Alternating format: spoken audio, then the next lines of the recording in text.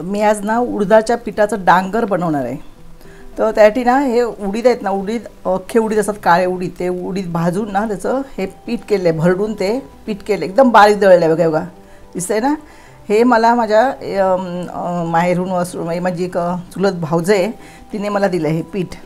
तर ह्याचं ना डांगर करणार आहे, एकदम सोपी। पूर्वी काय करायचे माहिती आहे, ह्याच्यामध्ये ना ह्या म्हणजे ह्याचं डांगर आहे ना कच्चंच खायचं असतं, म्हणजे भाजलेलं असं चांगले खमंग, आणि याला सुंदर सुवास येतो ह्या पिठाला, ते असंच खावं असं वाटतं। तर त्याला हे करताना काय करायचं, तर ह्याच्यामध्ये पहिल्यांदा घालायचा एक कांदा। बघा पूर्वी लोक भाकरीबरोबर न्याहारीला किंवा रात्रीच्या जेवणाला ना हे असलेच पदार्थ करायचे, कारण तेव्हा काय उसळी वगैरे एवढ्या विशेष नव्हत्या। नंतर ही बारीक चिरलेली मिरची आणि 2-3 लसणीच्या पाकळ्या, हे बघा मी एकदम बारीक करून घेतल्या त्या लसणीच्या पाकळ्या, त्याने एक चांगला सुवास येतो त्याला। आता आपण हे काय करतो म्हणजे आता सहसा जुनी लोक असतील ना कोण तीच खातील, आमच्या आईला खूप हे असलं आवडतं। नंतर थोडीशी कोथिंबीर घालणार आहे आणि चवीपुरतं मीठ।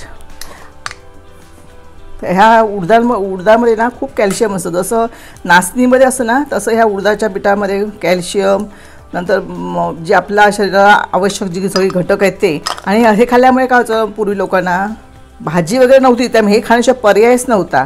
आता आपल्याकडे पर्याय भरपूर, आपल्याकडे भरपूर भाजीवाले येतात। आता थोडंसं मी हे तिखट घालणार आहे, मसाला थोडासा, आणि आता मीठ वगैरे घालून झालं, पाणी घालून ते भिजवणार आहे।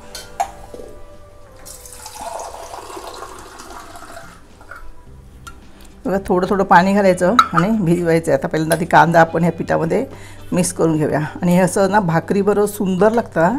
बघा तुम्हाला आता बाजारात ना हे विकायला सुद्धा पीठ असतं, ह्याचं डांगराचं पीठ म्हणून मिळतं, ते सगळे जे आपल्याला उकडे तांदूळ मिळतात किंवा खाजं वगैरे मिळतं ना, त्याच्यामध्ये दुकानामध्ये हे सगळं पीठ उपलब्ध मिळतात, घावण्याची मिळतात, वड्याची सगळी पिठं। तर हे सुंदर ना असं चविष्ट भाकरीवर खायला खूप छान लागतं, आणि ह्याच्यामध्ये सगळे पोषक घटक आहेत ह्या पिठामध्ये। तर तुम्हाला कधी मिळाल्यानंतर अवश्य करून घेऊन जाणे, करून बघा। जास्त पातळ नाही करायचं आहे ते।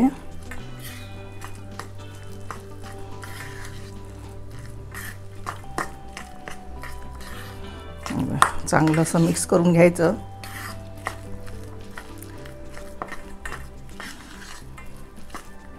आता बघा श्रावण सुरू झालेलं आहे ना, तर एक पूर्वी उपवासाला ना श्रावणामध्ये वऱ्यांचं पीठ मिळायचं, वऱ्यांचं म्हणजे घरात करायचे वरी, ती धुवून स्वच्छ सुकवायची आणि भाजून तिचं जात्यावर दळूनचं पीठ उपवासाला। आता खिचडी वगैरे आपण करतो, पण पूर्वीच्या काळात काय होतं, खिचडी वगैरे काही नव्हती, तर हे वऱ्या घरात पिकवायचे। तर त्याचं पीठसुद्धा अशा पद्धतीने, म्हणजे त्याच्यामध्ये ना फक्त गूळ घालायचं, हवं तर खोबरं घालायचं, आणि ते मळून असं त्याचे गोळे करून लाडू करून खायचे। बघा हे आता असं केलं आहे, हवं तर आणखी थोडंसं पाणी घालायचं म्हणजे मऊ होईल चांगलं। बाकी याला तेल वगैरे कशाचीच गरज नाही आहे, आणि हे असंच खायचं असं हो भाकरीवर खायचं, सुंदर लागतं। तुम्हाला मिरची नको असेल तर तुम्ही नुसतं तिखट घातलं तरी चालेल। बघा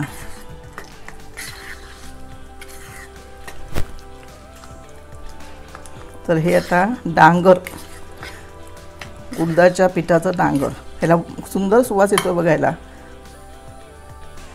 तयार झालं आहे। जसं सुकं पिठलं करतात ना तव्यावरती भाकरी भाजून झाली की, तशाच पद्धतीने पण हे भाजायचं ना, ह्याच्यामध्ये इतका खमंगपणा असतो ना की न भाजता सुद्धा छान लागतं हे, म्हणजे तयार करता न शिजवता हे कच्चंच खायचं असतं। तर आता हे डांगर आपलं तयार झालं आहे, आणि भाकरी खूप छान लागते बघा। मंडळी हा बघा एक नवीन प्रकार डांगराचा आईने असं दाखवलेला आहे। अजिबात त्याला काय गॅसची गरज नाही किंवा कोणत्याच प्रकारच्या फोडणीची गरज नाही आहे। तुम्ही पण अशाच प्रकारे तो नक्की करून बघा, तो कसा झाला हे आम्हाला कमेंट करून नक्की सांगा। व्हिडिओ आवडला तर व्हिडिओला नक्की लाईक करा आणि चॅनलला सबस्क्राईब करायला विसरू नका।